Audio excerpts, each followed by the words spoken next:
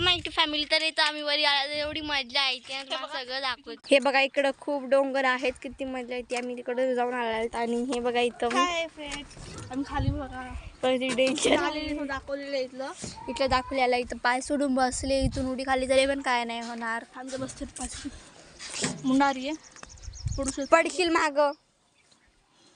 गावामध्ये ते असंच असतं, सिटीमध्ये वेगळी मजा असते आणि गावामधली खूप वेगळी मजा असते. हे किती मजा येते. माझा भाऊ खूप लढतोय, वर यायचं त्या मजा करायची, वरील पर्वत त्याला नाही शकत.